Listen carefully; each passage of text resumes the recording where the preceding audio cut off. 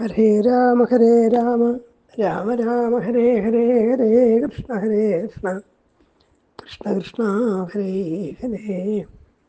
രാമായ രാമഭദ്രായ രാമചന്ദ്രായ വേധസേ രഘുനാഥായ നാഥായ സീതായാപതയേ നമഃ.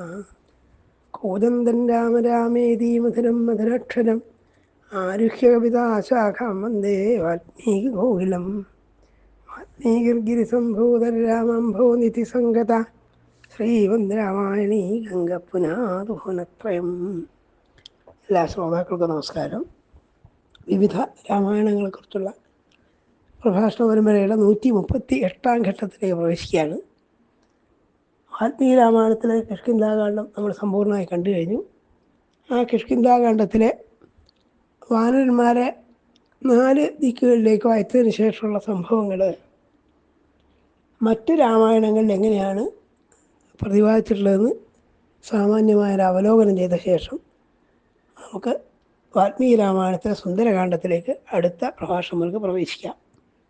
ഇപ്പോൾ മറ്റ് രാമായണങ്ങൾ താരതമ്യം ചെയ്യാനുള്ളത് നമ്മൾ ഇതുവരെ ചെയ്തു പോകുന്നത്. അതുപോലെ ഈ ഭാഗങ്ങൾ വാനരന്മാരെ 4 ദിശകളിലേക്കായിട്ട് അയച്ചതിന് ശേഷം ഉള്ള സംഭവങ്ങൾ അധ്യാത്മരാമായണം മുതലായവയിൽ എങ്ങനെ ചിത്രീകരിച്ചോ ആദ്യം നോക്കാം. അധ്യാത്മരാമായണത്തിൽ കാര്യമായ വ്യത്യാസങ്ങളൊന്നും യഥാർത്ഥത്തിൽ കഥാഘടനയിൽ കൈവരുത്തിയിട്ടില്ല. വാൽമീകി രാമായണത്തെ അനുബന്ധം പിന്തുടരുകയാണ് ചെയ്തത്.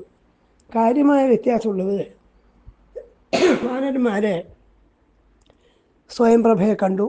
സ്വയംപ്രഭ അവർക്ക് ഇഷ്ടംപോലെ ജലവും കായികനികളൊക്കെ കഴിച്ചുകൊള്ളാൻ അവർ അനുവദിച്ചു. അവർ കാര്യങ്ങളൊക്കെ പറഞ്ഞു. അവർക്ക് പുറത്തേക്കുള്ള വഴി കാട്ടിക്കൊടുത്തു എന്നൊക്കെയുള്ളതൊക്കെ അതുപോലെ തന്നെയാണ് പറഞ്ഞിട്ടുള്ളത്.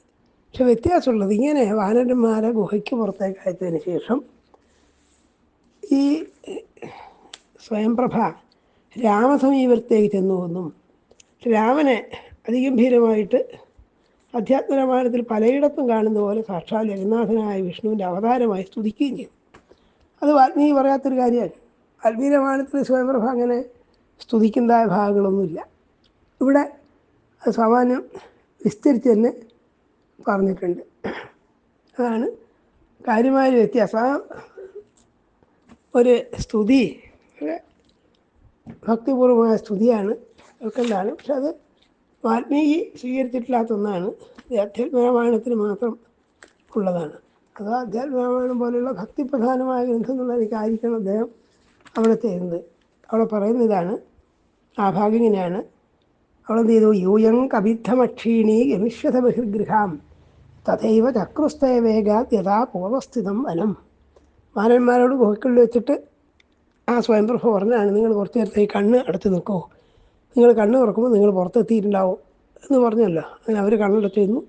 അത്ഭുതം തന്നെ, കണ്ണ് തുറക്കുമ്പോഴേക്കും അവർ പുറത്തെത്തിക്കഴിഞ്ഞു. അതിനുശേഷം ആ സ്വയംപ്രഭ എന്ത് ചെയ്തു? സാവിത്യക്വാഗൃഹാം ശീഘ്രം യയോ രാഘവസന്നിധിം തത്ര രാമം സസുഗ്രീവൻ ലക്ഷ്മണൻ ജാതദർശക.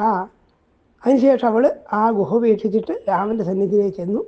അവിടെ സുഗ്രീവനോട് ലക്ഷ്മണനും കൂടി ഇരിക്കുന്നവനായ രാമനെ കണ്ടു. എന്നിട്ട് കൃത്വാ പ്രദക്ഷിണം രാമം പ്രണമ്യ ബഹുശസ്സുധി ആഹ ഗദ്യതയാ വാചാ രോമഞ്ചിതതനൂരുഹ.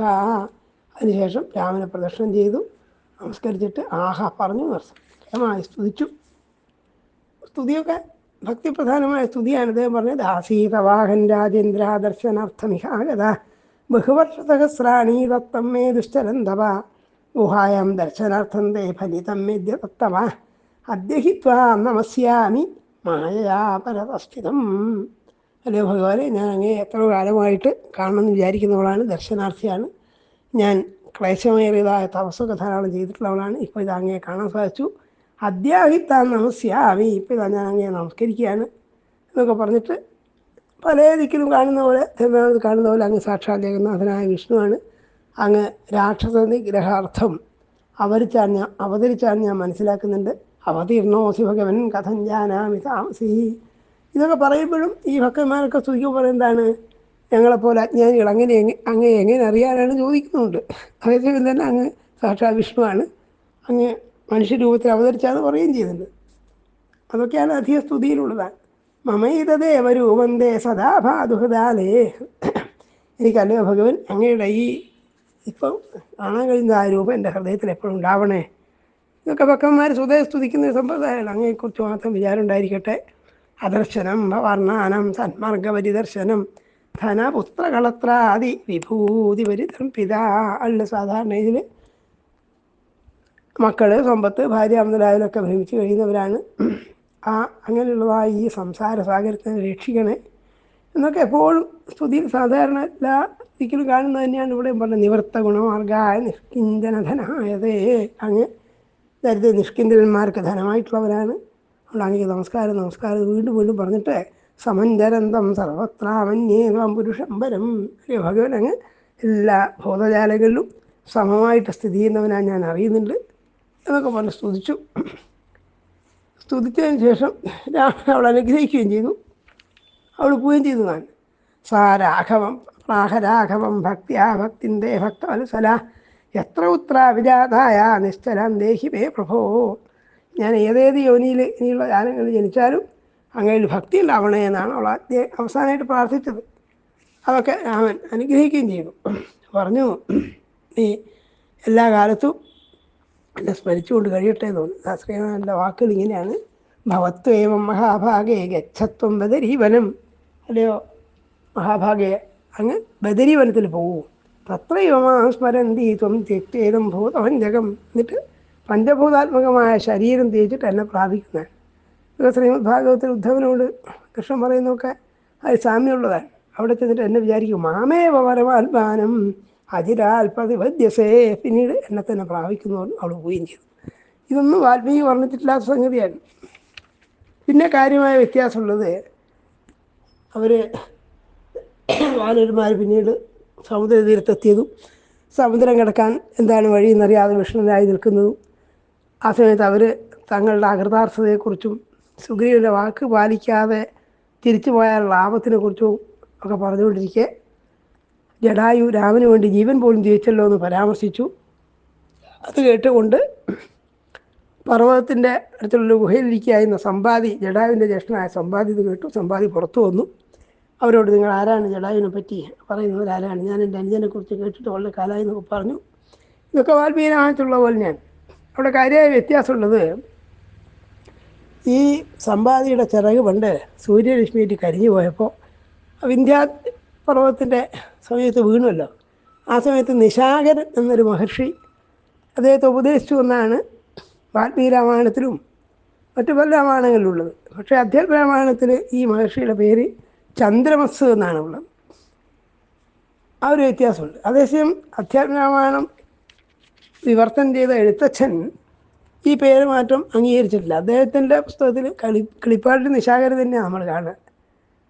അതാ ആ നിശാകരൻ എന്നെ ഉപദേശിച്ചു എന്നൊക്കെ സമ്പാദി പറഞ്ഞു. നീ വിഷമിക്കേണ്ട, എല്ലാ കാലം കഴിയുമ്പോൾ ത്രേതായുഗത്തിൻ്റെ മധ്യത്തിൽ ഭഗവാൻ സാക്ഷാൽ രാമനായിട്ട് അവതരിക്കും. അപ്പോൾ സീതാൻ്റെ ഈ കഥകളൊക്കെ പറഞ്ഞു. ആ സമയത്ത് നീ വാനരന്മാർക്ക് വാക്ക് കൊണ്ടുള്ള സഹായം, വാക്സഹായം, അതായത് അവർക്ക് ഒരു ദിശാബോധമൊക്കെ പറഞ്ഞു കൊടുത്തു കഴിഞ്ഞാൽ നിനക്ക് ചിറക് മുളച്ച് വരുന്നതിനോട് പറഞ്ഞിട്ടുണ്ടെന്ന് പറഞ്ഞു.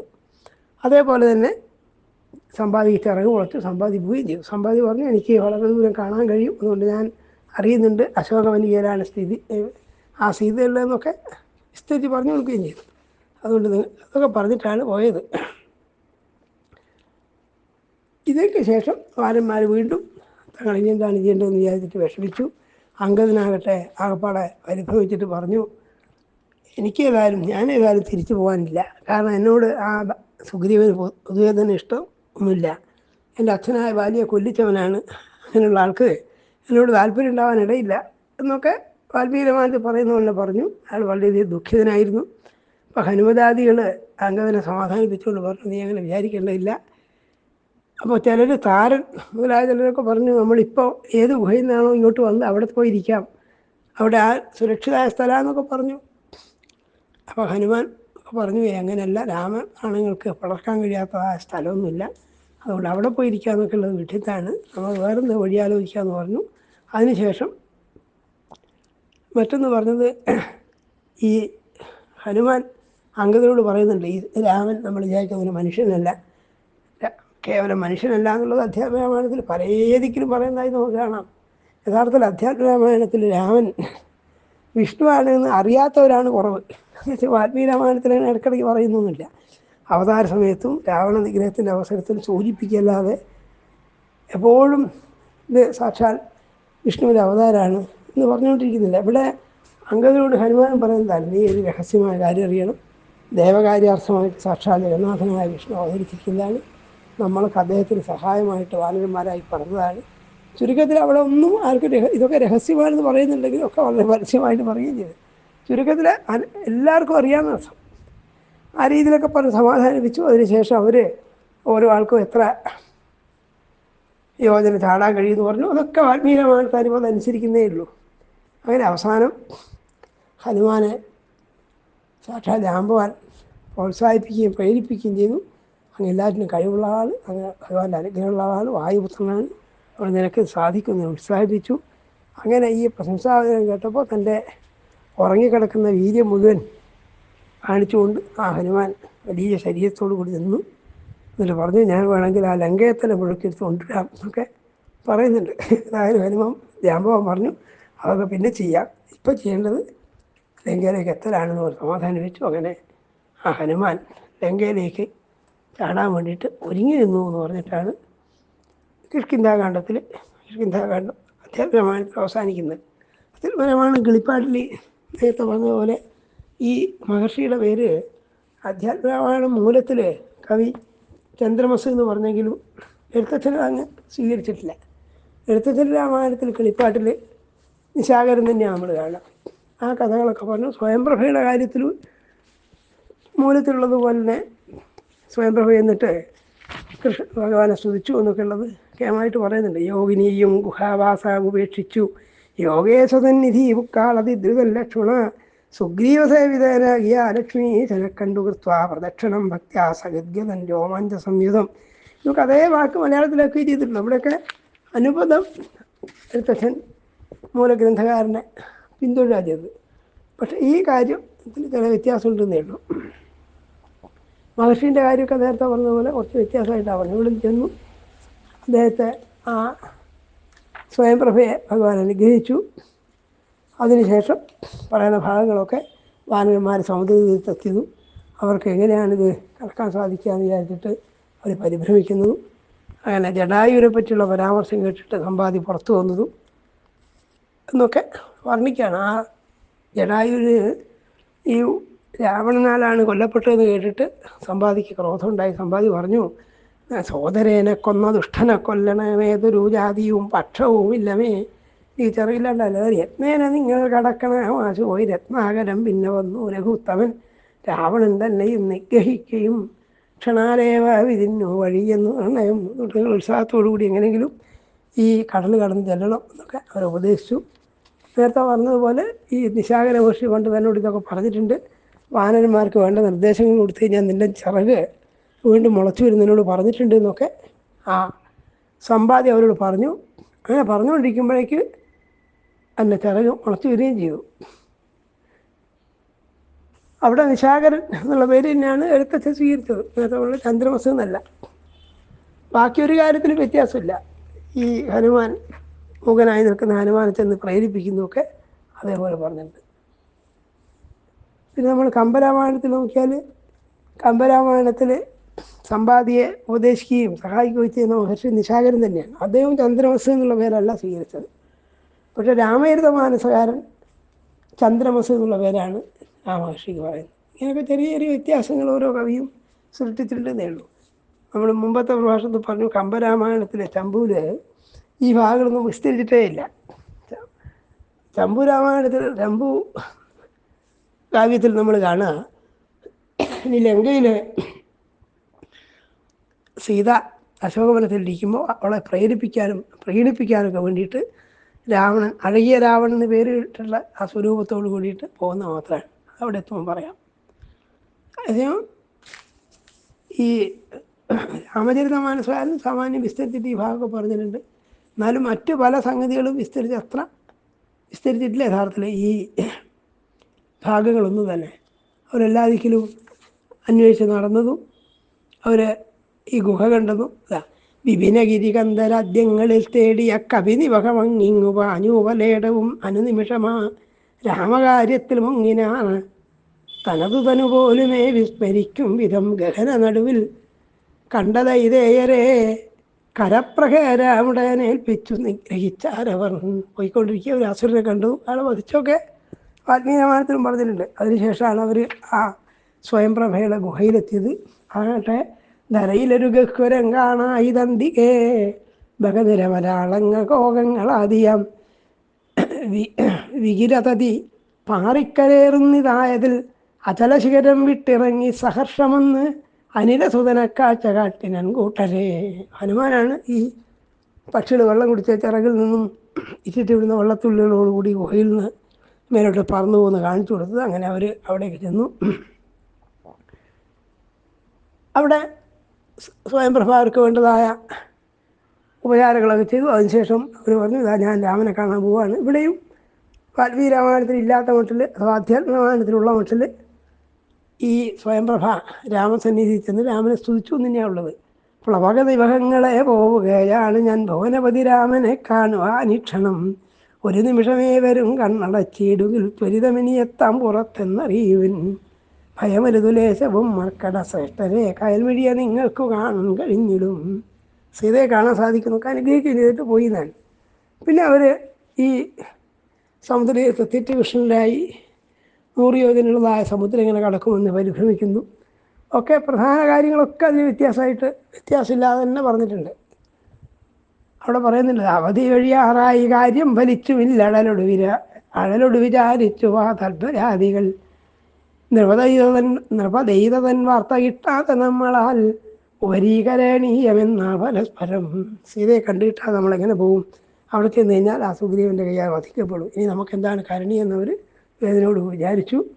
പരസ്പരം അവർ അങ്കദൻ കണ്ണീരോടുകൂടി മറ്റുള്ളവർ ആലിംഗനം ചെയ്തിട്ട് പറഞ്ഞു, എനിക്ക് ഏതായാലും കിഷ്കിന്ധയിലേക്ക് വരണമെന്നും ഞാനില്ല. കാരണം എനിക്ക് ജീവിതം ഉണ്ടാവില്ല കഴിഞ്ഞാൽ.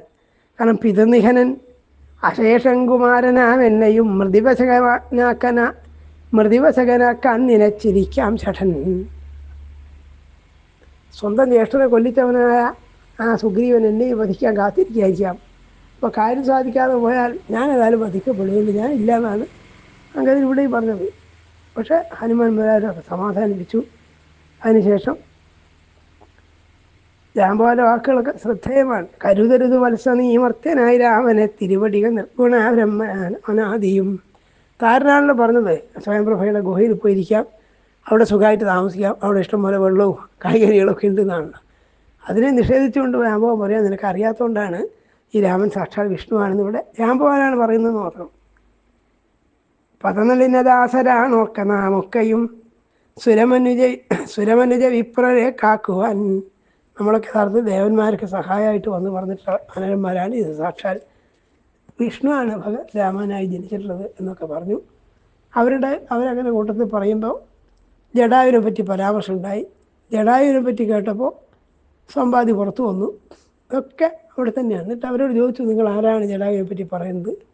പറവയുടെ വാക്കു ഏറ്റവും പേടിച്ചു മരണമിഹ സത്യമായെന്നോർത്തു വാനകർ. അതായത് ആദ്യത്തിൽ സമ്പാദി പറഞ്ഞത് ഇവരൊക്കെ പ്രായോപവേശത്തിന് തയ്യാറായി ഗർഭപ്പുല്ല് വിരിച്ച് കിടന്നുമല്ലോ.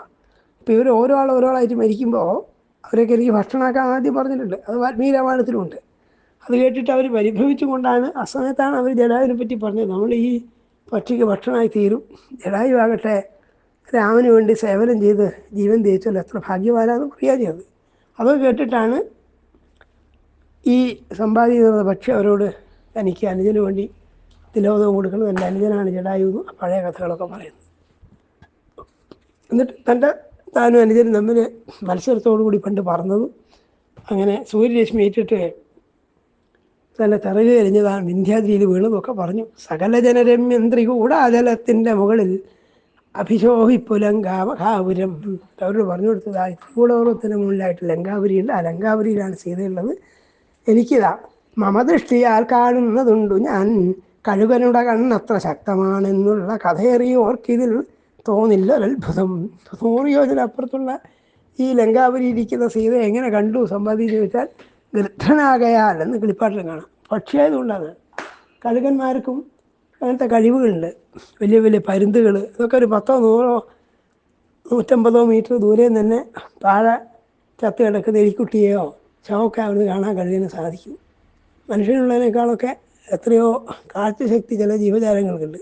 അതായത് എത്രയോ ഉയരത്ത് പറക്കുന്ന ഈ പരുന്തും കഴുകനൊക്കെ താഴെ ഓടയിൽ വീണ് കിടക്കുന്ന ജീവിയൊക്കെ കണ്ടു വരുന്നില്ല, കാണാറുണ്ട്. അവർ ഇത്രയും ദൂരെ തന്നെ കണ്ടുപിടിച്ചിട്ട് ശരിയായ സ്ഥലത്ത് ഇറങ്ങിയിട്ട് അവരെ പിടിച്ചു കൊണ്ടുപോകും. ഇതൊക്കെ അവർക്ക് സാധിക്കുന്നതാണ്. അതുകൊണ്ടാണ് പറഞ്ഞത്, കഥയറിയുന്നവർക്ക് ഇതിൽ തോന്നില്ല അത്ഭുതം. ഞാൻ സീതയെ കാണുന്നുണ്ട്, ഉറപ്പായിട്ടും നിങ്ങൾക്ക് ഈ സമുദ്രം കടക്കാൻ സാധിക്കും, നിങ്ങൾ എന്നിട്ട് അവിടെ കാണുമെന്നൊക്കെ പറഞ്ഞിട്ട് പോവുക ചെയ്തത്.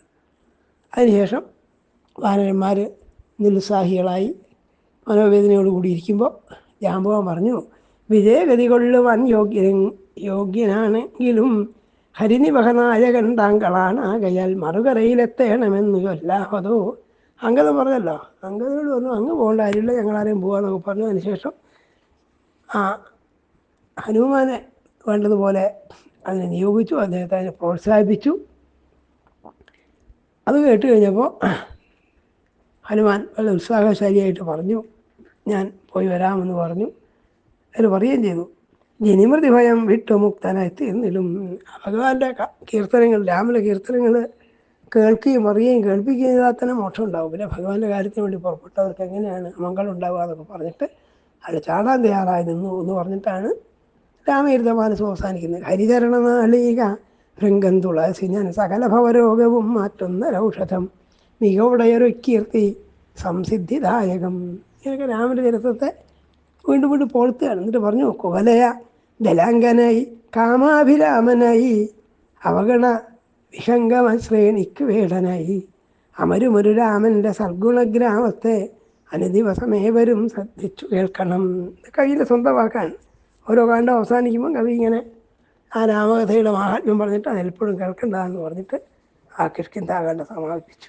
ഇങ്ങനെയാണ് കിഷ്കിന്ധാകാന്ഡത്തിന് ഓരോരോ രാമായണത്തെ വിസ്തരിച്ചിട്ടുള്ളത്.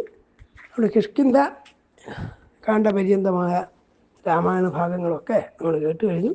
ഇനി അടുത്ത പ്രഭാഷണങ്ങൾക്ക് സുന്ദരകാന്ഡത്തിലേക്ക് പ്രവേശിക്കുകയാണ്. സുന്ദരകാന്ഡമാണ് രാമായണത്തെ ഏറ്റവും സുന്ദരമായത്. അതിന് സുന്ദരകാന്ഡം എന്ന് പേര് പറയാൻ കാരണം എന്താണ്, അതിൻ്റെ മാഹാത്മ്യം എന്താണെന്നൊക്കെ ഉള്ളത് അടുത്ത പ്രഭാഷണം നമ്മൾക്ക് പറഞ്ഞു കൊടുക്കാം. അത് സുന്ദരകാന്ഡത്തിലെ 68ഓളം സർഗ്ഗങ്ങളിൽ ഏറ്റവും മധുരോദാരമായ ഭാഗങ്ങളാണ് സുന്ദരകാന്ഡത്തിലുള്ളത്. സർവസമ്മതൻ ആ ഭാഗത്തിലേക്ക് അടുത്ത പ്രഭാഷണങ്ങൾക്ക് കടക്കാം.